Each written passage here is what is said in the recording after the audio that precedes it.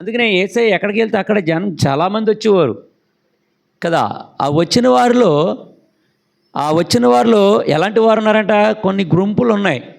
ఎలాంటివంటే స్వస్థత కోసం, కొంతమంది ఆహారం కోసం, కొంతమంది ఆయన ఏమైనా అద్భుత కార్యాలు చేస్తాడో చూద్దామని కొందరైతే ఆయనలో ఏ తప్పు పట్టుకుందామని కొందరు కదా. ఇది మానవ నైజం, మానవుని యొక్క ఆలోచన విధానం. కానీ సజీవులుగా చేసిన మన దేవునిని బట్టి మనకిచ్చినటువంటి ఉన్నతమైన స్థానం ఏంటంటే ఆయనతో సమానులు. ఎవరితో సమానులంట? ఆయనతో సమానులం. ఆయన తన యొక్క తండ్రి దగ్గర ఏ స్థానం అయితే ఆయనకు ఉందో అదే స్థానాన్ని దేవుడు నీకు నాకు భర్తీ చేశాడు ఆయన. ఇక ఈ భూమి మీద ఒకవేళ మంత్రులు ఉంటే ఒక ప్రభుత్వాన్ని ఏర్పాటు చేసినప్పుడు ఒక్కొక్కరికి ఒక్కో వాల్యూ ఉన్నటువంటి ఒక మినిస్ట్రీ ఇవ్వచ్చేమో, కానీ దేవుని రాజ్యంలో అలాంటిది ఏమీ లేదు కదా. ఆయనకు ఏ స్థానం అయితే ఉందో మనకు కూడా అదే స్థానం, అంతటి ఔన్నత్యం మనకిచ్చాడు దేవుడు. అంచేత మన యొక్క ఆత్మీయ జీవితంలో 2024 ఈ 11 నెలలు కూడా దేవుడు తన ఉచితమైన భద్రతలో, రక్షణలో మనల్ని భద్రపరిచి తిరిగి మరలా 2024 సంవత్సరం డిసెంబర్ 1వ దినాన్ని చూసే ధన్యత దేవుడు మనకిచ్చాడు కదా. ఆ జీవం గల దేవుడు నీ పట్ల, మన పట్ల, నా పట్ల కూడా చేసినటువంటి కార్యం ఏంటంటే మరొక నూతన దినాన్ని చూడడం, మరొక దినాన్ని ఆయన సన్నిధిలో చేరడం, ఆయన ఆరాధించుకునే భాగ్యం కదండి. ఒక సెలబ్రిటీ ఇలా వస్తున్నారనుకోండి, ఇలా వెళ్తున్నారనుకోండి, సెలబ్రిటీస్ వెళ్తున్నప్పుడు ఏం చేస్తారు, ఊళ్ళో ఉన్న జనాలందరూ కూడా చూస్తారు. తర్వాత మళ్ళీ వాళ్ళు మాట్లాడుకుంటారు, నువ్వు చూసావా అంటారు. చూశాను, నేను దగ్గరుండి చూశానంటారు కదా, దగ్గరుండి చూశానంటారు. చాలా వైట్గా ఉన్నారు అని చెప్తారు. ఇంకా ముఖ కవళికలు వివరిస్తూనే ఉంటారు వాళ్ళు, ఏంటంటే దగ్గరుండి చూశారు కాబట్టి. మరి జీవం గల దేవుడు నీవు నేను వచ్చి పుట్టి మన పాపాల నుండి మనకు రక్షణ కావాలని అడిగినప్పుడు ఆయన వచ్చేదాకా మనం ఉండే పరిస్థితి అయితే ఆయన మనకివ్వలే. మనం ఇంకానూ పాపులమై ఉండగానే ఆయన నీకంటే నాకంటే ముందుగా వచ్చి మనందరి కొరకు బలి అయిపోయాడు. అందుకని ఆయన యొక్క స్థానం, ఆ యొక్క విలువ చాలామందికి తెలియట్లేదు కదా. కలిగి ఉండడం వేరు, చాలామంది వెంబడించడం వేరు, రక్షణ పొందడం వేరు, కానీ ఆయన సన్నిధిలో చేరి ఆయనతో మాట్లాడడం వేరు కదా. ఆయన నేను ఎరుగుదును, ముఖ్యమంత్రి గారు నాకు తెలుసు, కానీ నేను ఆయనకి తెలియదు, అంతే కదండి. ఆయన నాకు తెలుసు, కానీ ఆయనకి నేను ఎవరో తెలియదు. ఇప్పుడు ఉన్న వాళ్ళందరికీ చాలామందికి ఈ ప్రభువు యేసుక్రీస్తు అంటే ఎవరో తెలుసు, కానీ ఆయనకి తెలియాలిగా. ఆయనకి మనం ఎవరో తెలియాలి కదా, తెలియాలి కదండి. అదే ఆయన క్యాబినెట్లో ఉన్న వ్యక్తులు పలానా మంత్రి అని చెప్పగలడు. అప్పుడు నేను వెళ్తే నువ్వెవరో అంటాడు ఆయన. నువ్వెవరో, నీ కాన్స్టిట్యూషన్ ఏంటి, నువ్వు ఎక్కడి నుంచి వచ్చావు, ఎందుకు వచ్చావు అని అడుగుతాడు, అంతే కదా. అలాగే దేవుని యొక్క రాజ్యంలో నేను చేరేటప్పటికి ఆయన మన కొరకు తన్ను తాను అప్పగించుకొని ఈరోజు ఆయనను సన్నిధిలో కలిగి ఉండడానికి, ఆయన సన్నిధిలో కనబడడానికి నేను లేకపోతే రేపొద్దున ఆయన ఏమంటాడు, నీకు ఆయన తెలుసు, రక్షకుడని తెలుసు, ప్రాణం పెట్టాడని తెలుసు, మనందరి కొరకు మనకంటే ముందుగా వచ్చి ఆయన మన కొరకు తను అప్పగించుకున్నట్లు తెలుసు, కానీ ఆయనకు నువ్వెవరో తెలియదు. కానీ ఈ దినాన్ని మనం చేయాల్సింది ఏంటనంటే ఆ జీవం గల దేవుడు ఆయనను మనం చూసినా చూడకపోయినా దేవుని వాక్యం చెప్తుంది, ఆది యందు వాక్యం ఉండెను, వాక్యం దేవుని యొద్ద ఉండెను, వాక్యమే దేవుడై ఉండను. ఇప్పుడు నేను ఆ వాక్యాన్ని కలిగి ఉన్నామనంటే, ఆ వాక్యాన్ని వింటున్నామనంటే ఆయనతో మాట్లాడుతున్నాం. ఆయనను చూస్తున్నట్టే, ఆయనను మనం చూస్తున్నట్టే, ఆయనను మనం కలిగి ఉన్నట్టే, వాక్యాన్ని చదువుతూ ఉంటే దేవునితో మాట్లాడుతున్నట్టే. అందుకని కాకపోతే ఇది ప్రదేశం ఏంటంటే ఇది దేవుని మందిరం, ఆయన నివాస స్థలం. ఆయన నివాస స్థలంలో చేరి ఆయనలో ఆయన దగ్గరగా మనం కనబడాలి. అది దేవుడు కోరుకుంటున్నాడు. అది ఆయనను బట్టి మనం అతిశయించాలి, ఆ ఉన్నతమైన దేవుని నామాన్ని బట్టే అతిశయించాలి. కొందరైతే వరకున్నటువంటి గుర్రములను బట్టి, వరకున్నటువంటి రథములను బట్టి వారు అతిశయిస్తూ ఉంటారు.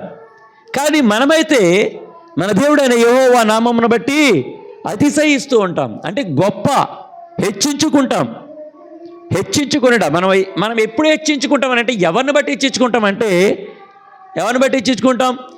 మనలను బ్రతికించిన, మన పాపముల కొరకు పాపం పెట్టిన ఆ జీవం గల దేవుని బట్టి నీవు నేను హెచ్చించుకోవాలి కదండి. మా పిల్లలు ఉంటారు, మా డాడీ మ్యాథ్స్ టీచరు అని చెప్పుకుంటూ ఉంటారు. మా డాడీ మ్యాథ్స్ టీచరు అని చెప్పుకుంటారు. అంటే నన్ను బట్టి వాళ్ళు మన పిల్లలు మనల్ని బట్టి వాళ్ళు హెచ్చించుకుంటారు. కానీ ఈ భూమి మీద మన అందరము కూడా మనం ఎవరిని బట్టి అతిశయించాలి, ఎవరిని బట్టి హెచ్చించబడాలి, ఎవరిని బట్టి ఆయన నామాన్ని మనం హెచ్చించాలి, ఎవరిని హెచ్చించుకోవాలి. సో ఆ విషయంలో ఒకసారి జ్ఞాపకం చేసుకుందాం. చూడండి, దేవుని యొక్క గ్రంథంలోంచి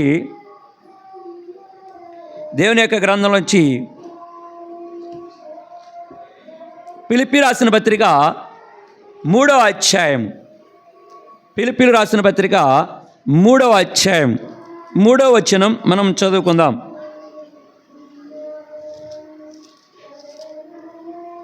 ఫిలిప్పీలు రాసిన పత్రిక 3వ అధ్యాయము 3వ వచనం. ఎందుకనగా శరీరమును ఆస్పదముగా చేసుకొనక దేవుని యొక్క ఆత్మ వలన ఆరాధించుచు క్రీస్తు యేసునందు అతిశయపడుచున్న మనమే సున్నతి ఆచరించువారము. ఎవరి యందు అతిశయించాలంటే ఇప్పుడు మనం క్రీస్తు యేసునందు అతిశయించుచున్న వారమే. ప్రార్థన చేసుకుందాం. దేవుడు తన యొక్క మాటలతో, తన యొక్క మెల్లనైన మృదువైన స్వరంతో మనతో మాట్లాడినట్లు మనల్ని మనం దేవునికి అప్పగించుకుందాం. మన తలంపులు, మన హృదయాలు, మన ఆలోచనలు దేవుని యొక్క మాటల వైపు, దేవుని యొక్క వాక్యం వైపు ఉండేలాగున ప్రార్థన చేసుకుందాం. పరిశుద్ధుడైన మా తండ్రి, నీ నామానికి వేలాది స్తుతులు స్తోత్రాలు చెల్లించుకుంటున్నాం. ప్రభువా, యొక్క ఉదయకాల సమయంలో ప్రభువా మా కొరకై మీరు ఏర్పాటు చేసినటువంటి ఈ యొక్క మొదటి పునరుత్థాన దినం నీ సన్నిధిలో గడపడానికి ప్రభువా మాకు ఇచ్చినందుకు నీ స్తోత్రాలు. ప్రభువా, అలాగే నీ దాసుడు ఆ పెరవల్లో ప్రభా నీ సేవకునికి వాడబడుతున్నప్పుడు ప్రభా అక్కడ సంఘానికి కావాల్సిన వాక్యం మీరు దయచేయండి. నీ సేవకుని బలపరచండి. అలాగే ప్రభు ఇక్కడ ఉన్నటువంటి మేము కూడా నీ సేవకుని లోటుని మాకు తీర్చి ప్రభు మాతో మీరు మాట్లాడండి. అల్పుడను, అయోగుడను, అపాత్రుడను ప్రభు నన్ను మీ హస్తాలుగా అప్పగించుకుంటూ ప్రభు ఎంతమంది అయితే నీ స్వరాన్ని వింటున్నారో, ఎంతమంది అయితే లైవ్లో వీక్షిస్తున్నారో ప్రభు, ఎంతమంది అయితే ప్రభు ఇక్కడ మోకరించి ప్రభు ప్రార్థనలో ఏకీభవించారో ప్రభు, ప్రతి ఒక్కరిని మీ హస్తాలకు అప్పగించుకుంటూ ప్రభు మా యొక్క ఆత్మీయ జీవితంలో మా కొరకే మీరు చేసినటువంటి కార్యాన్ని బట్టి మేము అతిశయించు ప్రభు నీలో సాగిపోవడానికి మాతో మీరు మాట్లాడి మీరే మహిమ పొందమని యేసు నామములో అడుగుచున్నాము తండ్రి, ఆమేన్. మనం చదువుకునేటువంటి వాక్య భాగంలో అపోస్తలుడైన పౌలు ఫిలిప్పీయులకు ఒక పత్రిక రాస్తూ చెప్తున్నాడు. ఆయన ఏమనంటే 3వ వచనం, ఎందుకనగా శరీరమును ఆస్పదంగా చేసుకొనక దేవుని యొక్క ఆత్మ వలన ఆరాధించుచు, దేవుని యొక్క ఆత్మ వలన ఆరాధించుచు దానిని బట్టి ఏం చేయాలంట? క్రీస్తు యేసునందు అతిశయపడుచున్నాము.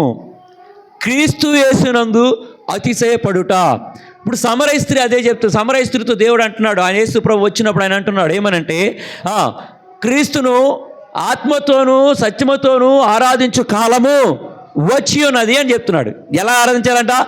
ఆత్మతోనూ సత్యముతోనూ. ఇక్కడ అపోస్తలుడైన పౌలు ఫిలిప్పీయులకు రాస్తున్న పత్రిక కూడా అదే చెప్తున్నాడు. ఆ పత్రికలు ఏమనంట? దేవుని యొక్క శరీరమును ఆస్పదముగా చేసుకొనక, శరీరానుసారముగా కాక, దట్ మీన్స్ పెదవులతో కాక ఏం చేయాలంట? దేవుని యొక్క ఆత్మ వలన ఆరాధించుచు. ఆయన ఆత్మ మనలోనికి రావాలి, ఆయన ఆత్మ మనతో ఉండాలి, ఆయన ఆత్మ గలవారమై దేవుని ఆరాధించాలి. అది దేవుడు మన నుంచి కోరుకుంటున్నాడు. అంతేగాని శరీరానుసారముగా శరీరమును ఆస్పదంగా చేసుకుని ఆరాధించు వారమై ఉంటి, అంటే ఈ శరీరం ఆస్పదంగా చేసుకుని అంటే just body present, mind absent. వస్తారు కానీ వారు వచ్చిన పనుల మీదే వారి ఆలోచనలు ఉంటాయి. వారు ఉంటారు కానీ వారి హృదయం ఎక్కడక్కడ సంచారం చేస్తూ ఉంటుంది. సో వారు కేంద్రీకరించవలసినటువంటి విషయాల మీద వారు హృదయాన్ని కేంద్రీకరించారు. అందుకనే దేవునిని ఆరాధించు వారైన వారు ఏం చేయాలంటే ఆత్మతో ఆరాధించాలి. అందుకనే ఆయన చెప్పేది దేవుని యొక్క ఆత్మ వలన ఆరాధించుచు.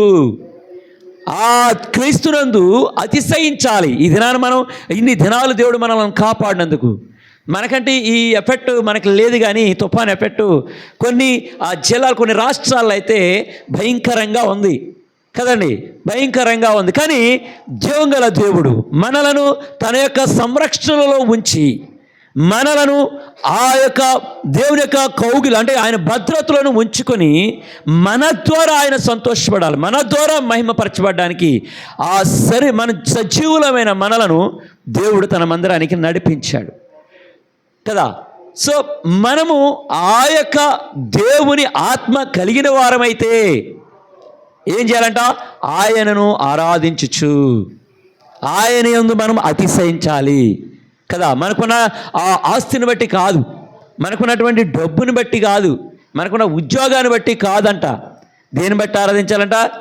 ఆయన ఆత్మ వలన ఆరాధించుచు యేసు క్రీస్తునందు మనం అతిశయించాలి. దేవుని యొక్క గ్రంథంలో ఇంకో మాట చెప్తున్నాడు చూడండి. దేని బట్టి? ఇర్మియా గ్రంథంలో 9వ అధ్యాయము 23వ వచనం చదువుతాం. ఇర్మియా గ్రంథము 9వ అధ్యాయం 23వ వచనం. ఎవరిని బట్టి అతిశయించి దేవుని యొక్క సన్నిధిలో ఉండాలి అని అంటే, యెహోవా ఇలాగూ సెలవిచ్చుచున్నాడు, జ్ఞాని తన జ్ఞానమును బట్టి, సూర్యుడు తన శౌర్యమును బట్టి అతిశయింపకూడదు, ఐశ్వర్యవంతుడు తన ఐశ్వర్యమును బట్టి అతిశయింపకూడదు. అతిశయించువాడు దేనిని బట్టి అతిశయింపవలెననగా, భూమి మీద కృప చూపుచు నీతి న్యాయములు జరిగించుచున్న యెహోవాను నేనే అని గ్రహించి నన్ను పరిశీలనగా తెలుసుకుని బట్టి అతిశయింపవలెను. అట్టి వాటిలో నేను ఆనందించువాడునని యెహోవా సెలవిచ్చుచున్నాడు. ఎవరిని బట్టి అతిశయించాలి? సూర్యుడు తన సూర్యుని బట్టి, సౌరత్వాన్ని బట్టి అతిశయింపకూడదంట. నేను గొప్ప సూర్యుడును అని చెప్పుకోకూడదట. నేను లేకపోతే, నేను కాబట్టి, నేను ఉన్నాను కాబట్టి, నేను లేకపోతే ఇది లేదు. That's wrong. అది రాంగ్ అంట. నేను కాబట్టే పిల్లల్ని ఇలా చూడగలుగుతున్నాను, నేనున్నాను కాబట్టే ఇలా చేస్తున్నాను. సో ఇటువంటిది దేవునికి ఇష్టమైనది కాదు. అది వారి యొక్క శౌర్యాన్ని బట్టి అతిశయింపకూడదు. అలాగే ఇక్కడ ఏంటంట, జ్ఞానమును బట్టి అతిశయింపకూడదు, ఐశ్వర్యవంతుడు తన ఐశ్వర్యను బట్టి అతిశయింపకూడదు. ఇప్పుడు అతిశయింపవలసింది ఏంటంట? భూమి మీద కృప చూపుచు నీతి న్యాయములను జరిగించుచున్న యెహోవాను బట్టి, అది నేనే అని తెలుసుకొని నా యందు మీరు అతిశయించాలి. అవును కదా. మరి ఆయన మన సృష్టి అందుని దావీదు అన్నాడు, భూమి చంద్ర ఆకాశంలో ఉన్నటువంటి సూర్య చంద్ర నక్షత్రములను చూడగా భయం కలుగుతుందంట ఆయనకి. అవి వాటి యొక్క నిర్మించిన విధానం చూడండి. ఇప్పుడు చూస్తాం, అప్పుడప్పుడు సైంటిస్టులు ఒక మాట చెప్తూ ఉంటారు. ఇప్పుడు ఒక రాశి, ఒక ప్లానెట్, అన్నోన్ ప్లానెట్ ఒకటి మన భూమికి దగ్గరగా వస్తుంది. అది కనుక మన భూమిని ఢీకుంటే మన భూమి మీద ఉన్న సర్వమును నాశనం అయిపోద్ది అని చెప్తూ ఉంటారు. దేవుడు దానికి అవకాశం ఇవ్వలే. భూమి తన చుట్టూ తాను తిరుగుతూ సూర్యుని చుట్టూ తిరిగేలా దేవుడు ఆజ్ఞాపించాడు. ఈ రోజుకి తన నిర్ణయం మారలే. దేవుడు తనకి ఏ పని అయితే అప్పగించాడో అదే పని చేస్తూ ఉంది. అలాగే సూర్యుడు తను వెలుగిస్తూనే ఉన్నాడు. సూర్యుడు నువ్వు వెలిగి అని చెప్పినప్పుడు ఆయన వెలుగును మాత్రమే ఇస్తున్నాడు కదండి. చంద్రుడు తన వెన్నెలనిచ్చి రాత్రి వాటిలో తన డ్యూటీ తను చేస్తూ ఉంది. కానీ ఇలాంటి సృష్టి ఎందుకు? మనం పైకి ఎగిరిన తర్వాత, లేదంటే పైనుంచి జారిన కిందే పడతాం. మరి సూర్యుడు ఎందుకు పడ్డు? మిగతా గ్రహాలు ఎందుకు పడవు? యోబంటాడు, దేవుడు వాటిని ఆకాశం మీద వాటిని వేలాడదీసిన రాయబడి ఉంటుంది యోబు గ్రంథంలో. వాటిని వేలాడదీశాడంట అక్కడ దేవుడికి వాటికి పరిధిని ఉపయోగించాడు. తాను వాటికి ఒక పరిధిని పెట్టాడు. ఆ పరిధిలో అవి తిరుగుతూ ఉంటాయి. ఆ పరిధి దాటి బయటకు వస్తే భూమి అనేది ఉండదు, అంతా అక్కలావిక్కలం అయిపోతుంది కదండి. అలాంటి భయంకరమైనటువంటి సృష్టి దేవుని నోటమాట వలనది ఆ యొక్క వాటికి ఇవ్వబడినటువంటి కక్షలోనే అవి ఉంటూ ఉన్నాయి. కానీ జీవం గల దేవుడు తన పోలిక చెప్పున నడిపించుకున్నటువంటి, తన పోలిక చెప్పున నిర్మించుకున్నటువంటి మనుష్యుడైతే ఏం చేస్తున్నాడంట? దేవుని మాటకి లోబడట్లే, దేవుని సన్నిధికి రాడు, దేవుని మందిరం అంటే నిర్లక్ష్యం. అదే డ్యూటీకి వెళ్ళేటప్పుడు అనుకోండి, మనం ఎలా వెళ్తాం? లేట్ అయితే పరుగులెడుతూ ఉంటాం, ఆవేశపడిపోతూ ఉంటాం, పరుగులెడుతూ. దేవుని సన్నిధిని మనం వెతకకపోతే రేపన్న రోజుని ఒకనొక రోజు వస్తుంది, ఆ దినాన నీవు నేను వెతికినా దొరకడు, ఒకవేళ మనం వెళ్ళినా నీవెవరో నాకు తెలియదు అంటాడు ఆయన. సో మన యొక్క ఆత్మీయ స్థితి ఎట్లున్నదంటే, దేనిని బట్టి అతిశయిస్తున్నామనంటే, రేపు ఏమి జరిగింది చూడండి, దేవుని యొక్క గ్రంథంలో రాయబడి ఉంది. రేపుటి సంగతి కూడా ఆలోచించుకుని వారు ఉన్నారు కీర్తనల గ్రంథంలో. మనం రేపటి దినము గురించి అతిశయింపకూడదని చెప్తున్నాడు ఆయన. రేపటి దినము, రేపు ఏం జరిగింది మనకు తెలుసా? యోబు గ్రంథం చెప్తున్నాడు కదా, మనం 8:8 చదువుతుంటే మనము నిన్నటి వారమే, మనకి ఈరోజు ఏమీ తెలియదు. మనం రేపటి గురించి మనం అతిశయింపకూడదు. ఈ రేపటి గురించి మనం అతిశయిస్తే దేవుడు దానిని ముగిస్తాడు. అందుకనే దేవునికి మనల్ని మనం ఆయనను బట్టి హెచ్చించుకోవాలి, ఆయన నామమును బట్టి మనం హెచ్చింపబడాలి. అందుకనే దేవుని గ్రంథంలో ఒక మాట చూద్దాం చూడండి. ఇర్మియా గ్రంథం అదే 48వ అధ్యాయంలో ఒక మాట కనబడుతుంది చూడండి. ఇర్మియా గ్రంథము 48వ అధ్యాయం 42వ వచనం చూద్దాం చూడండి. ఇర్మియా గ్రంథం 48వ అధ్యాయము 42వ వచనం చదవమ్మా.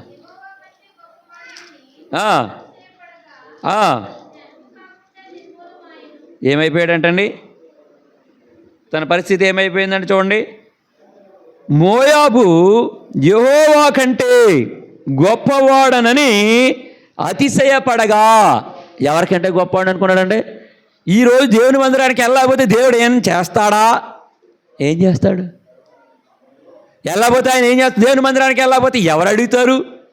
దేవుని సన్నిధిలో, ఆయన సన్నిధిలో ప్రార్థించకపోతే అడిగేవారెవరు? ఇదే ఇలాగైపోయిందండి. ఈయన ఏం చేశాడంట?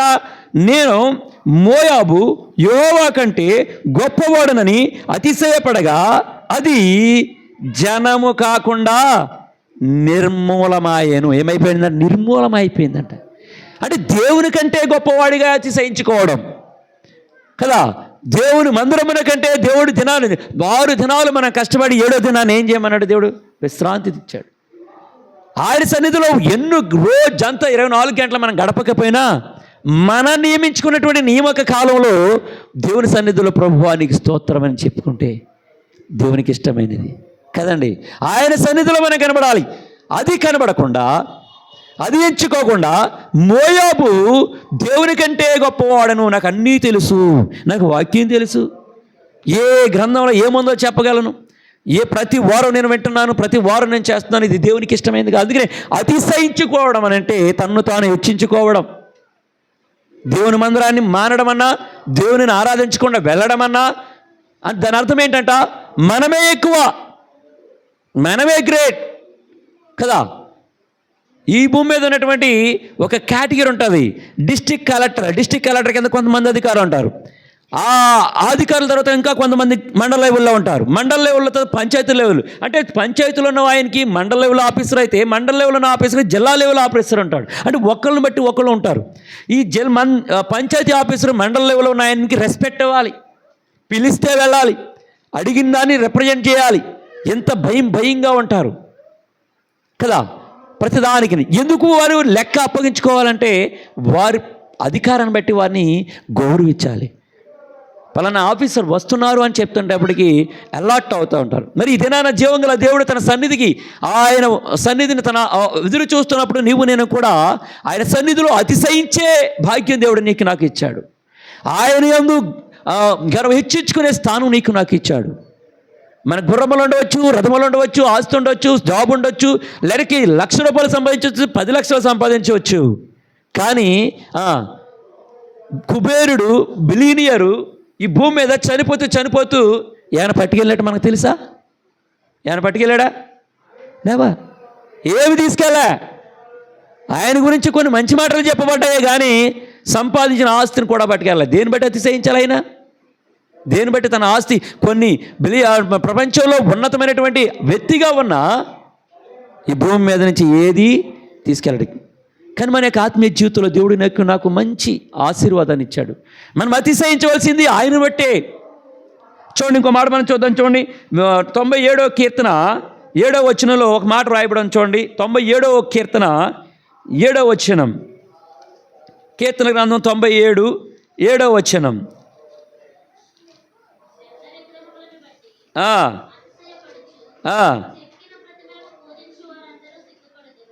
ఏం చేయబడుతున్నారు? కొంతమంది ఏం చేస్తున్నారంట, విగ్రహములను బట్టి, వ్యర్థమైన విగ్రహములను బట్టి అతిశయిస్తున్నారంట.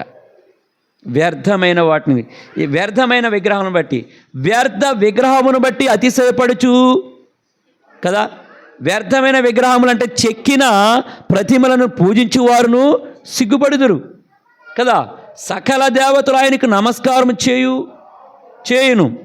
ఈ చెక్కిన విగ్రహములు, ఒకసారి మన ఆత్మీయ జీవితానికి వద్దాం. మన హృదయంలో ఒక విగ్రహాన్ని చెక్కుకుంటాం కదండి. ఒక యవనస్తుడిని అడిగితే ఆ యవనస్తుడు అంటాడు, పలానా హీరో అంటే నాకు ఇష్టం అని చెప్పేసి అవసరమైన హీరో నేమ్ రాసుకుంటాడు. పలానా హీరోయిన్ అంటే నాకు ఇష్టం అని పేరు రాసుకుంటూ ఉంటాడు. వీరి విగ్రహాలు అవి. వారు హృదయంలో కొన్ని విగ్రహాలు చెక్కుకుంటారు, వాటినే తలంచుచుంటారు, వాటి కోసమే ఉంటారు, వాటి కోసమే పోరాడుతూ ఉంటారు. వీటన్నిటిని బట్టి దేవుడు చెప్తున్నాడు, వాటిని బట్టి నీవు అతిశయిస్తే అది వ్యర్థం. కొంతమంది నేను డబ్బే సంపాదించాలి, ఈరోజు మంచి వ్యాపారం ఉంటుంది అని చెప్పేసి దాని గురించి ఆలోచిస్తే, లేదా ఈరోజు నేను ఒక పని చేయాలి అని చెప్పుకోవడం, లేదంటే ఈరోజు నా డ్యూటీకి ఎక్స్ట్రా చేయాలి, అందరిలో గొప్ప అనిపించుకోవడం. అంటే మనుష్యుని యొక్క హృదయంలో ఒక విగ్రహాన్ని తయారు చేసుకోవడం, ఆ విగ్రహానికి కోసమే ఆ వ్యర్థమైనటువంటి ఆలోచనలు కలిగి ఉండడం. దేవుని సన్నిధిలో ఆయన ఆరాధించే వారమైన మనం, దేవుని సన్నిధిలో ఆయన బిడ్డలుగా ఆయన యొక్క రక్తము చేత కడగబడిన వారమైన మనం, మన సొంత విగ్రహాల కోసం, సొంత ఆలోచన విధానాల కోసం మన దేవుని కంటే ఎక్కువగా, నిన్ను నన్ను రక్షించిన దేవుని కంటే ఎక్కువ మన విగ్రహాలకే చోటు ఇవ్వడం, వాటి కోసమే పోరాడడం, వాటి కోసం ఏమైనా చేస్తాడు కదండి. వాటి కోసం ప్రాణమైనా ఇచ్చేవాళ్ళు ఉన్నారు, ఎంతకైనా తెగించే వాళ్ళు ఉన్నారు. కొంతమంది రిలేషన్, అన్నయ్య వెళ్ళలేదు కాబట్టి తమ్ముడు వెళ్ళడు, భార్య వెళ్ళలేదు కాబట్టి భర్త రాడు మందిరానికి. ఇది రిలేషన్, వాళ్ళకి విగ్రహం అదే. వారి విగ్రహం అంటే అది. ఎవరినైతే ఎక్కువగా ప్రేమిస్తారో వారే వారి విగ్రహాలు. జీవంగల దేవుడు నిన్ను నన్ను కూడా చాలా ప్రేమించాడు. ఆయన ఎంతగా ప్రేమించాడనంటే, ఒకవేళ నువ్వు వేసుకున్న పచ్చబొట్టు మట్టిలో కలిసిపోతుందేమో కానీ జీవంగల దేవుడు అంటున్నాడు, చూడుము నా అరచేతుల మీద నేను నిన్ను చెక్కి ఉన్నాను అన్నాడు. అంటే నువ్వు చెక్కుకున్న దానికంటే జీవంగల దేవుడి చేతిలో నేను చెక్కబడి ఉన్నాం. అంటే నిన్ను నన్ను ఎంతగా ప్రేమిస్తున్నాడు ఆయన, నిన్ను నన్ను ప్రేమించే దేవుడు. అందుకే నీవు నేను ఆయన యందు మనం ఆత్మ వలన దేవునిని ఆరాధించుచు ప్రభుని యేసు క్రీస్తునందు మనము అతిశయించాలి. ఎందుకనంటే నీవు నేను ఆయన చేతిలో చెక్కబడ్డాం. ఆయన యొక్క చేతిలో మనము ఏమి చేస్తున్నామో నిత్యము మన యొక్క ప్రాకారంలో ఆయన యుద్ధం ఉన్నాయి. అలాంటి గొప్ప నిరీక్షణ దేవుడు నీకు నాకు ఇచ్చాడు. అందుకని ఆయన సన్నిధిలో ఆయనను కలిగిన వారమైన మనము గొప్పగా చెప్పుకోవాలంట, అతిశయించాలంట. We are the great. నేను వెళ్ళేది ఎవరి దగ్గరికనంటే సృష్టికర్త అయిన దేవుడు. ఈ పొలిటికల్ నాయకుల కంటే ఉన్నతమైన స్థానం, ఈ ప్రపంచంలో ఉన్నటువంటి ఒక ఐక్యరాజ్య సమితిలో ఉన్న అధికారి కంటే ఉన్నతమైన వాడు, నిన్ను నన్ను సృజించిన వాడు. నీవు నేను ఎవరి పోలికలైతే నిర్మించబడ్డామో ఆయనను బట్టి మనం అతిశయించాలి. అది దేవుడు నిన్ను నన్ను కోరుకుంటున్నాడు.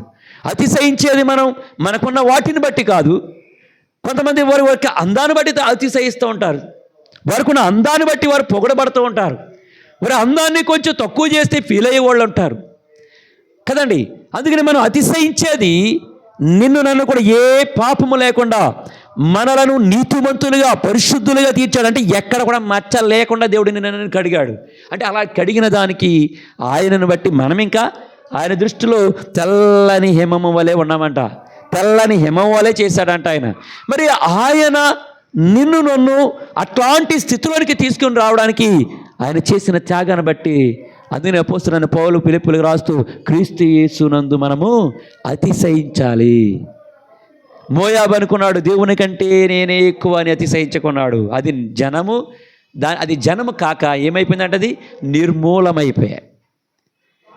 అలాగే ఇక్కడ ఏమన్నాడంటే విగ్రహముల కొరకు, వ్యర్థమైన ఆలోచనల కొరకు వ్యర్థమైన తలంపుల కోసం వాటిని బట్టే నీవు అతిశయిస్తే అది కూడా దేవునికి ఇష్టమైనది. అవన్నీ ఒక రోజు దేవుని దగ్గర నమస్కారం చేయాలంట, దేవుని పాదాల దగ్గరికి రావాలట. అందుకని నేను ఎవ్వరికి బానిస కాకూడదు. ఈ లోకంలో ఉన్న పాపానికి కానీ, పాపపు ఆలోచనలకు కానీ, తలంపులకు కానీ మనం చోటు ఇవ్వకూడదు. మనం అతిశయించేది దేవుని బట్టే. ఈ 11 నెలలు నన్ను కూడా తన రక్షణలో, తన యొక్క భద్రతలు కాపాడాడు. రేపేమి జరుగునో మనకు తెలియదు, లేకపోతే ఈరోజు ఏం జరిగినా మనకు తెలియదు. మన ఎక్స్పైరీ డేట్ నిన్నటితో అయిపోయింది. ఈరోజు ఉందా లేదని ఎవరికి తెలియదు. ఈరోజు మన ఎక్స్పైరీ డేట్ కౌంట్ చేసుకోకూడదు. నిన్నటితో మన ఎక్స్పైరీ డేట్ అయిపోయింది. ఈరోజు ఏమో తెలియదు. దేవుని చిత్తమైతే, దేవుని దయ ఉంటే రేపు, లేదా దేవుని దయ ఉంటే రాత్రికి. అంటే మనం ఇలాంటి స్థితిలో ఉన్న మానవులమైన మనలను దేవుడు కోరుకునేది అంటే ఆయన యందు అతిశయించమని చెప్తున్నాడు. ఆయన యందు మనం గొప్పగా ఉండాలి, ఆయనను గొప్పగా ఆరాధించాలి. ఆయన మనకు చేసిన దాన్ని బట్టి మనం ఆయన సన్నిధిలో ఎంతో సౌందర్యంగా, ఆయన సన్నిధిలో ఎంతో క్రమముగా, గొప్పవారుగా నేను ఉండాలని దేవుడు కోరుకుంటున్నాడు. కానీ కొంతమంది ఏమనుకుంటున్నారంటే ఆయన మందిరానికంటే మన ఇంట్లో మందిరమే పెద్దది అనుకుంటున్నారు. మన ఇంట్లో ఉన్న దేవుడే గొప్పవాడు అనుకుంటున్నాడు. మనం ఎక్కడ ఉంటే అక్కడే అనుకున్నాడు. ఎక్కడ 2-3 నా నామ పేరట కూర్చుంటారు అదే. అంటే ఎలా కావాలంటే అలా మలుచుకోవచ్చు. అందుకనే దేవుడు ఇచ్చిన జ్ఞానం ఎక్కువ. దేవుని కంటే కొంచెమే తక్కువగా చేయబడ్డాం మనం కదా. దేవుని కంటే మనం కొంచెం తక్కువగా చేయబడ్డాం, దేవుడు కోరుకునేది. సో మనం ఆయన సన్నిధిలో చేర్చబడిన మనం ఆయన యందు అతిశయించు వారుగా మనం ఉండాలి. చూడండి, ఇంకో మాట మనం చూద్దాం. కీర్తనగా హబక్కు గ్రంథము 2:4 అక్కడ వ్రాయబడి ఉంది. వారు ఎలాగ ఉన్నారంటే దేనిని బట్టి అతిశయిస్తున్నారంటే, హబక్కు గ్రంథము 2:4 కాక ఎలా ఉన్నారంటే తమలో తాము అతిశయపడుతురు. ఎలా ఉంటే వారు కాదంట, వాళ్ళు యథార్థ పరులు కాక వారిలో వారే అతిశయపడుతున్నారంట కదండి. అంటే వారిలో వారు, నాలో నేనే, నాకు నేనే, నాలో నేనే గొప్పవాణ్ణి కదా. వారు ఏమై ఉండాలంట, వారు యథార్థపరులు కాక వారిలో వారు ఏమనుకున్నారంట, తమలో తాము అతిశయపడుదురు. అయితే నీతిమంతుడు విశ్వాస మూలంగా బ్రతుకును కదండి. వారిలో వారు అతిశయపడుతున్నారంట. వీళ్ళు నీతిమంతులని వ్రాయబడింది అక్కడ కాదు. వ్యర్థమైనటువంటి ఆలోచన కలిగిన వారు, వ్యర్థమైన వాటిని పూజించేవారు అని అర్థం. వ్యర్థమైన తలంపులు కలిగిన వారు ఉంటారు లేదా వస్తారు. ప్రజెంట్ దేవుని సన్నిధిలో ఉన్నది వేరు, ఆయనను వాక్యంను బట్టి వెంబడించే విధానం వేరు కదండి. అందుకనే ఆయన ఆత్మను బట్టి ఆరాధించచ్చు. ఆయన ఆత్మ వలన ఆరాధించే వారంగా ఉండాలి. మనిషి రావడం ముఖ్యం కాదు. రావడం వరకు వస్తే దేవుడు తన కార్యాన్ని జరిగిస్తాడు. కానీ దేవునికి మొట్టమొదటి మన స్థానం ఇవ్వాల్సింది ఆయనను ఆరాధించడానికి, ఆయన యందు అతిశయించడం. ఇక్కడ అన్నాడు వారిలో వారికి వారే అతిశయించుకుంటున్నారంట. తమలో తాము అతిశయపడుతురు, వారిలో వారు అతిశయపడుతున్నారు. అవును, ఈరోజు చాలా గ్రాండ్గా చేసాం, నేను లేకపోతేనే వాడు అనుకుంటూ ఉంటాడు. ఇప్పుడు అనుకుంటాడంటే ఒక ధనవంతుడు, నా ప్రాణమా తినుము త్రాగుము సుఖించము. ఎంత ఉందంట, కోట్లలో ధాన్యం సరిపడనంత ఉంది, ఎప్పుడు ఏం కావాలో తినొచ్చు. ఎవరనుకున్నా తనలో తాను అనుకుంటున్నాడు, నా ప్రాణమా తినుము త్రాగుము సుఖించమని తనలో తాను అతిశయపడుతున్నాడు. నాకున్న ధనాన్నిది, నాకున్న ఆస్తిది, కూర్చుని తిన్నా తరగదనుకున్నాడు. ఎవరు పిచ్చివాడా, ఈ రాత్రి నీ ప్రాణం నేను అడుగుతున్నాను, ఎక్కడ తింటావు కదా. జీవంగల దేవుడు తమలో తాము అతిశయపడుతురు. వారు ఏం చేయబడతారంటే వారిదంతా కూడా వ్యర్థమైపోతుంది. అందుకనే మనం ఆ యొక్క ఆలోచన విధానం అతిశయపడేది, మనలో మనం కూడా అతిశయపడేది. ఎవరిని బట్టి అతిశయించాలి? నీ కొరకు నా కొరకు ప్రాణం పెట్టిన అని. ఎదురికి ఇంకో మాట చదువు. కీర్తన గ్రంథం 10:3 వారు ఏ విధంగా అతిశయపడుతున్నారో వ్రాయబడం చూడండి. కీర్తన గ్రంథము 10:3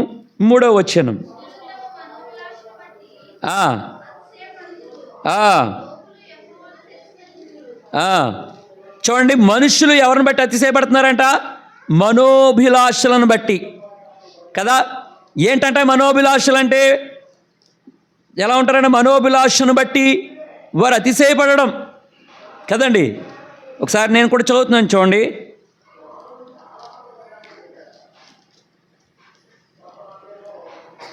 దుష్టులు తమ మనోభిలాషను బట్టి అతిశయపడుదురు కదండి. లోభులు యెహోవాను తిరస్కరింతురు. దుష్టులు పొగరెక్కి యెహోవా విచారణ చేయడను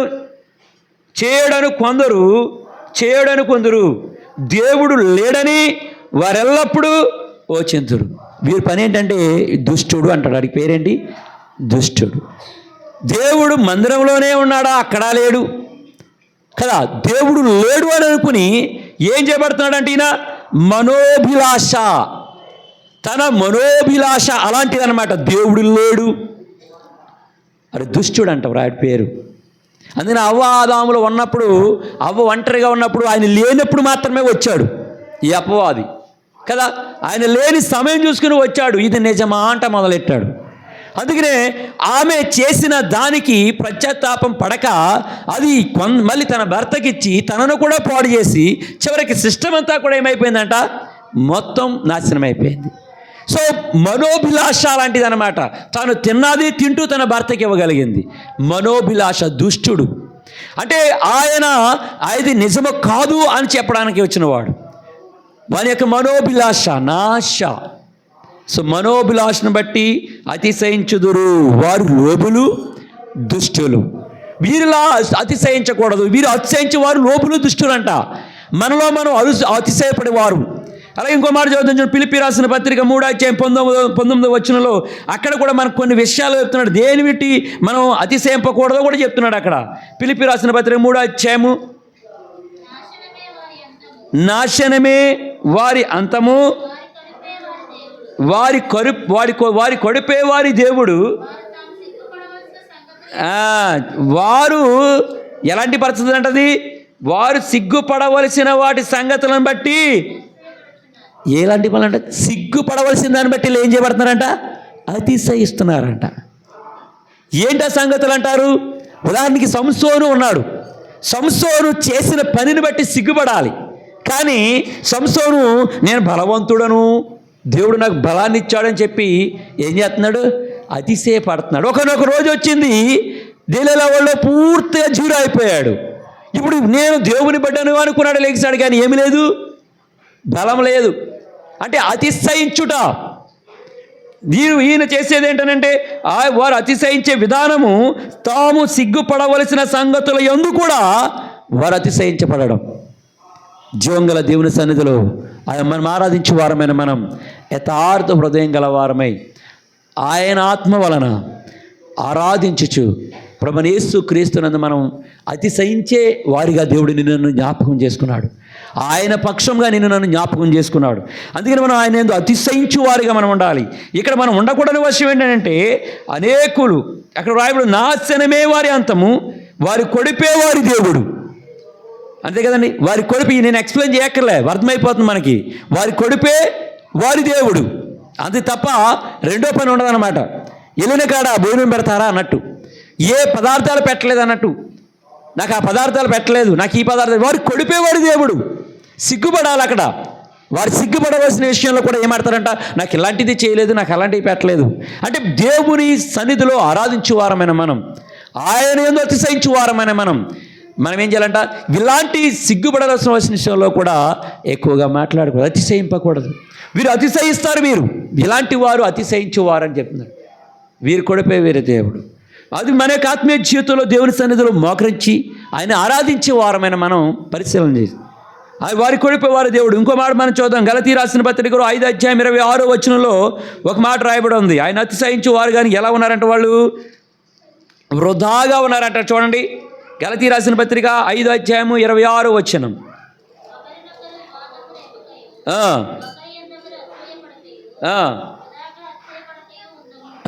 వృధాగా ఇలాంటి విషయాలన్నింటిలో కూడా ఏం చేయాలంటే వృధాగా అతిశయపడకూడదు. అది పనికొచ్చేవి కాదు, ఉపయోగం లేని వాటి కొరకు కాక దేవుని సన్నిధిలో ఆయన పునరుద్ధాన దినమందు నేను చేరాలి, ఆయన మందిరంలో నేను అందరి మధ్యలో మోకరించాలి, ఆయన సన్నిధిలో చేరి ప్రభువా నీకు స్తోత్రమని జనం అందరూ పరిశుద్ధులందరి మధ్యలో నేను మొట్టమొదట ఆరాధించాలి అనే ఆశను కలిగి ఉండాలి. ఇలాంటి వృధా ఆలోచనలు కలగకుండా, ఆ వృధాగా ఉన్న వాటి కొరకు అతిశయింపకుండా దేవుని యొక్క వాక్యం వైపు మనం అతిశయించే వారంగా ఉండాలి. ఒకరినొకరు వివాదము రేపకయు, ఇవి చాలా జరుగుతూ ఉంటాయి కదండి, ఇవే జరుగుతూ ఉంటాయి.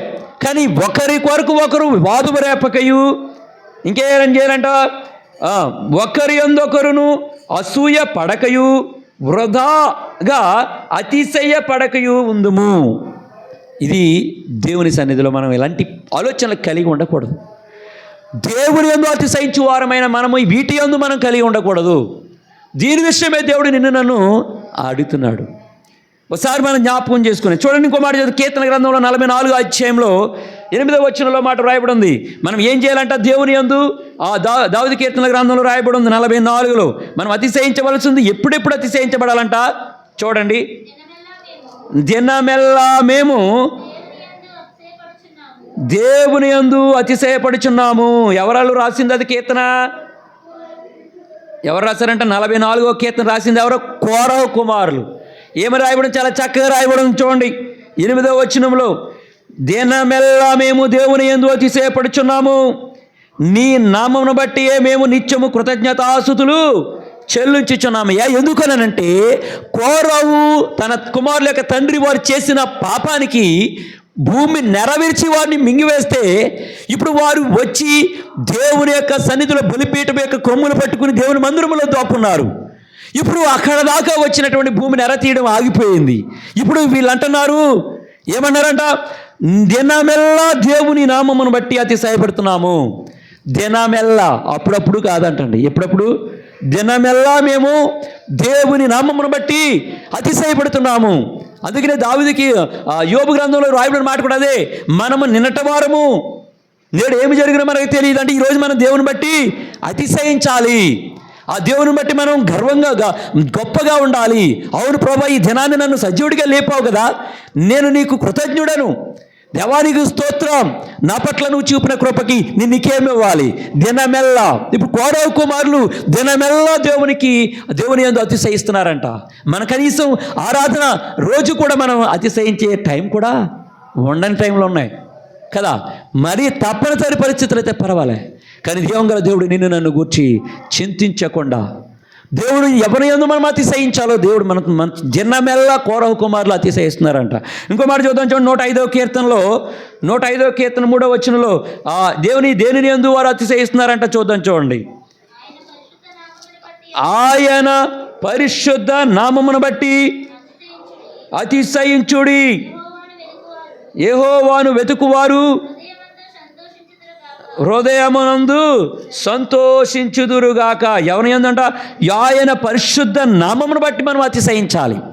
ఎందుకనంటే మనం పాపముల చేత అపరాధముల చేత చచ్చిన వారమై ఉన్నప్పుడు క్రీస్తుతో కూడా మనలను లేపెను, ఆయనతో కూడా మనల్ని బ్రతికించెను. కాబట్టి ఆయన పరిశుద్ధుడైతే బ్రతికింపబడిన మనము కూడా ఎలాంటి వారము?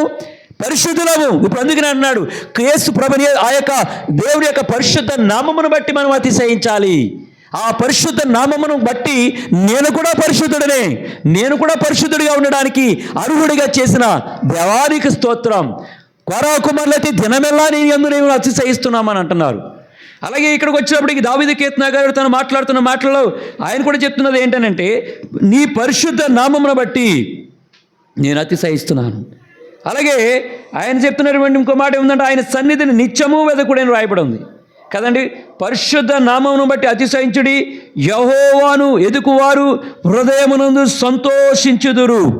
ఆయన వెతకడంలో సంతోషం ఉందంట, ఆయన మందిరానికి రావడంలో సంతోషం ఉందంట, ఆయన సన్నిధిలో ఆయన గడపడం సంతోషంగా ఉందంట కదండి. మన వెతుకు వారులారుగా మనం ఉండాలి. ఆయన పరిశుద్ధ నామమును బట్టి మనం సంతోషించే వారంగా ఉండాలి. చూడండి, ఇంకో మాట మనం చదువుకున్నాం, రోమిలి రాసిన పత్రిక 5వ అధ్యాయం 2వ వచనంలో అక్కడ కూడా ఒక మాట రాయబడి ఉన్న సంగతి మనం చూద్దాం. చూడండి, దేవుని మహిమను గూర్చి మనం సంతోషించాలంట, అతిశయించాలంట. చూడండి 5వ అధ్యాయం 2వ వచనం, రోమిలి రాసిన పత్రిక. మరియు ఆయన ద్వారా విశ్వాసము వలన నీ కృపయందు ప్రవేశము గలవారమై అందులో నిలిచియుండి దేవుని మహిమను గూర్చిన నిరీక్షణను బట్టి అతిశయపడుచున్నాము. ఎలాంటి విషయం అంట? దేని అంటే ఇక్కడ చాలా చక్కగా రాయబడి ఉంది. ఆయన ద్వారా మనం విశ్వాసం వలన కృపయందు ప్రవేశం గలవారమై అందులో నిలిచి ఉండి దేవుని మహిమను గూర్చి నిరీక్షణను బట్టి. కదండి, చనిపోయేటప్పుడు ఒక మాట రాస్తాం, మహిమ ప్రవేశము. ఎక్కడి నుంచి వచ్చింది ఈ మహిమ ప్రవేశం? నువ్వు కొనుక్కున్నావా? లేకపోతే మన ఎక్కడ సంతతి వల్ల ఏమైనా వారసత్వం వచ్చిందా? మహిమ ప్రవేశం నువ్వు పెట్టుకున్నావా? ఎవరిచ్చారు అది? ఆయన యందు నిలిచి ఉన్న వారికి. అదే దేవుడు నీకు నాకు అతిశయపడాలి, పెట్టొచ్చు కాదంటలే. ఎప్పుడు పెట్టాలంటే మనం ఆయన యందు నిలిచి ఉండి, మనం ఆయన యందు నిలిచి ఉన్న వారమైతే కదా. అయితే ఆ ఓర్పు, దానికి పైన మాట రాయబడి ఉంది 3వ వచనంలో. అంతేకాదు శ్రమను ఓర్పును పరీక్షను నిరీక్షణను కలుగ చేయునని ఎరిగి శ్రమల యందును అతిశయపడుదుము. ఎప్పుడు కూడా అతిశయపడాలంట? శ్రమల యందును కూడా అతిశయపడదము. చూసారా, దేవుని యందు నీవు నేను అతిశయపడడానికి కొన్ని సందర్భాలు ఉన్నాయి. మోయాబు దేవుని కంటే ఎక్కువ వాడునని అతిశయపడ్డాడు, జనము లేకుండా నిర్మూలమైపోయాడు. కొంతమంది వారి యొక్క విగ్రహాలను బట్టి అతిశయపడ్డారు, వారందరూ కూడా నాశనమయ్యారు. కొందరైతే వారి యొక్క మనోభిలాషను బట్టి అతిశయపడ్డారు, వారిలో సిగ్గు కలిగినటువంటి. కొంతమంది సిగ్గుపడవలసిన విషయంలో కూడా అతిశయపడ్డారు. జీవంగల దేవుడు నిన్ను నన్ను బట్టి దేని బట్టి అతిశయించమంటున్నాడంటే ఆయన పరిశుద్ధ నామమును బట్టి మనం అతిశయించాలి. ఆయన మనలను ఏం చేస్తాడంట? పరిశుద్ధాత్మ దేవుని ప్రేమ చేత మనలను ఏం చేస్తాడంట? కప్పాడు. ఆయన మనను మహిమ ప్రవేశమును గూర్చి, మహిమ ప్రవేశ నిరీక్షణను బట్టి మనం ఆయన యందు అతిశయించబడాలి. ఇంకో మాట చెప్పుకుందాం చూడండి. అదే రోమిలకు రాసిన పత్రికలో 3:4 చదువుకుంటూ వచ్చాం కదా, అదే మాట. నిరీక్షణను బట్టి కలుగజేయని ఎరిగిన శ్రమల యందు కూడా అతిశయపడాలి. శ్రమ వస్తే మందిరం మానమని కాదు, అక్కడికి వచ్చి అతిశయపడాలంట. కష్టం వచ్చింది, ఆ రోజు దేవుని మందిరానికి వెళ్ళి అతిశయపడు. శ్రమ వచ్చినా కూడా నా దేవుడు నాకున్నాడు. కష్టం వచ్చినా దేవుడు, పేతురు అలాగే చేశాడు. ఆయన ఎవరు నాకు తెలియదు అన్నాడు. ఇంకా నీవు నేను కూడా అదే, పేతురికి మనకి తేడా లేదు, మాట వేరు. అందుకనే నీకు నాకు అతిశయించే భాగ్యము. ఎవరి యందు అతిశయించవచ్చు అంటే, ఎవరి పేరు చెప్పుకొని నీవు నేను ఈ లోకంలో సంతోషంగా ఉండవచ్చానంటే, గొప్పగా జీవించవచ్చంటే నీ కొరకు నా కొరకు ప్రాణం పెట్టిన వాని యందు. చూడండి, ఒక మాట చదువు. యోహాను సువార్తలో 1:29 రాయబడి ఉంది, లోక పాపమును మోసుకొని పోవు దేవుని గొర్రె పిల్లను బట్టి నీవు నేను అతిశయించాలి. ఏ పాపమంట? లోకములో ఉన్న ప్రతి మానవుని యొక్క పాపమును మోసుకొని పోయినటువంటి దేవుని గొర్రె, దేవుని కొరకు మనం అతిశయించాలి. అతిశయించబడటం అనేది ఇక్కడ రాయబడలేదు, కానీ నేను చెప్తున్నా సాక్ష్యం. అంటే మన ఆరాధన అలాగ ఉండాలి. మన పాపమున కొరకు, మన పాపమును మోసుకొని పోయే దేవుడు, అసలు మేము రాడు మీద మోసినటువంటి ఆ దేవుని బట్టి నీవు అతిశయపడాలి. ఇంకోటి 5వ రోమిలకు రాసిన పత్రిక 5వ వచనంలో చూస్తే, మనం ఇంకాను పాపులమై ఉండగానే మనకంటే ముందుగా ఆయన వచ్చి మనందరి కొరకు తాను అప్పగించుకున్నాడే, ఆయనను బట్టి మనం అతిశయించాలి, ఆయనను బట్టి మనం ఆరాధించాలి, ఆయన నామాన్నే గొప్ప చేయాలి. కానీ నన్ను ఇంటికి రానివ్వలేదు, నాకు ఆళ్ళ చూడలేదు, నాకు ఇది ఎట్టలేదు, వీటిని బట్టి అతిశయించకూడదు. నాకున్న జాబ్ ఏంటి, నా స్థాయి ఏంటి, నా స్టేటస్ ఏంటి, ఏదైనా ఈ భూమి మీద కొంతకాలం 62 సంవత్సరాలు అయితే అవతల అంటది గవర్నమెంట్. ఆ తర్వాత నేను ఆఫీసర్ని అంటే ముందు బయటే ఉండమంటది. అదేవిధంగా అది దేవునిలో మనం ఉంటే నువ్వు చనిపోయినను దూతలు వచ్చి నిన్ను తీసుకెళ్తాయి. ఈ భూమి మీద నువ్వు శ్రమలలో ఉన్నప్పుడు ఆయన అతిశయిస్తే దేవుని యొక్క కృప మన వెంట ఉంటుంది. అక్కడ కూడా మనల్ని హెచ్చుగా ఉంచుతాడు కదండి. ఇంకో మాట మనం చదువు. తిమోతి రాసిన మొదటి పత్రిక 5:15 వచనంలో, తిమోతి రాసిన మొదటి పత్రిక 5 పాపులను రక్షించుటకు ఎవరొచ్చారంట? క్రీస్తు యేసు లోకానికి వచ్చాను. అందుని బట్టి నీవు నన్ను అతిశయించాలి. నీ కొరకు నా కొరకు, మన పాపముల కొరకు రక్షించడం కొరకు, నిన్ను నన్ను రక్షించడానికి వచ్చిన ఆ ప్రభుని యేసు క్రీస్తుని బట్టి ఆయన సన్నిధికి వచ్చి నీవు నన్ను అతిశయించి ఆ ఉన్నతమైన నామాన్ని మనం ఆరాధించు వారంగా ఉండాలి. అంతేగాని మన ఆలోచనలకు, మన మనోభాష్టాలకు, మన అంతరంగంలో ఉన్నటువంటి ఆలోచనలకు మనం అతిశయపడి మనం ఎక్కడ పడితే అక్కడే ఉండి దేవుని నామాన్ని, దేవుని మందిరాన్ని నిర్లక్ష్యం చేస్తే జాగ్రత్త. మనము నిన్నటి వారం అన్న సంగతి గుర్తెరుగు. మనము నిన్నటి వారము. అయితే దేవుడు నీకు నాకు ఇచ్చినటువంటి గొప్ప నిరీక్షణ అది. ఇంకో మాట మనం చూద్దాం. యోహాను సువార్త 4:42 వచనంలో అక్కడ కూడా ఒక రాయబడి ఉంది, అయ్యన నిజముగా లోక రక్షకుడని రాయబడి ఉంది. అంటే ఈ దినాన నీవు నేను అతిశయించవలసిన విషయం ఏంటంటే, ఈయన నిజముగా లోక రక్షకుడు. ఈ నెల మొదటి దినం మొదలుకొని ఎక్కడ చూస్తున్నా నీకు నాకు కనబడేవి స్టార్లు. ఏం కనబడతాయండి? స్టార్లు కనబడతాయి. ఇంకో మాట ఏం కనబడుతుంటే క్రిస్మస్, ఐక్య క్రిస్మస్లు అని ఎక్కడ పడితే అక్కడ కనబడతాయి. ఇది ఒక భారతదేశం కాదండి, ప్రపంచ యావత్తు. కాబట్టి ఒకటి నిజం ఏంటంటే లోకరక్షకుడు ఈ లోకానికి వచ్చాడన్నమాట నిజం. ఏ దినాన్ని నువ్వు చేసుకో, ఏ రోజు చేసుకో, కానీ లోకరక్షకుడు వచ్చాడని ఒక నిజాన్ని దేవుడు మనకిచ్చాడు. అంటే ఆ లోకరక్షణను బట్టి నేను ఈరోజు అతిశయించి ప్రభువానికి స్తోత్రం, నా పాపములు మోయడానికి లోకానికి వచ్చావా, అలాగే నా యొక్క పాపముల నుండి విడుదల చేయడానికి నీ పరిశుద్ధుడు కాబట్టి నన్ను కూడా పరిశుద్ధుడిగా చేయడానికి ఈ లోకానికి వచ్చావు. దీనిని బట్టి నేను అతిశయిస్తున్నాను, నీ బిడ్డగా చెప్పుకోవడానికి అతిశయిస్తున్నాను, నాకు ఇచ్చిన రక్షణ బట్టి నేను అతిశయిస్తూ నేను ఆరాధిస్తున్నానని మన కొరకు ఈ లోకానికి వచ్చినటువంటి లోకరక్షకుడైన ప్రభువైన యేసు క్రీస్తు నామాన్ని బట్టి మనం అందరూ అతిశయపడుతూ ఆ ఉన్నతమైన ఘనమైన నామాన్ని పరిశుద్ధముగాను అలాగే ఘనముగాను ఆయన ఆరాధిద్దాం. మౌనుగా ఉండి ఏమి మాట్లాడకుండా సిగ్గుతో ఉండకుండా దేవుని కొరకు స్వరమెత్తితే అది దేవునికి మహిమ. అలాగే నీవు నేను కూడా ఆయన యందు అతిశయించు వారంగా మనల్ని మనం జ్ఞాపకం చేసుకుంటూ మనం వ్యక్తపరుచుకుంటూ దేవునికి మన ఉన్నతమైన నామాన్ని, ఆ ఉన్నతమైన నామాన్ని ఘనముగా ఆరాధించి మహిమపరుద్దాం. అట్టి నిరీక్షణ దేవుడు మనందరికీ దయచేయను గాక. ఆమేన్.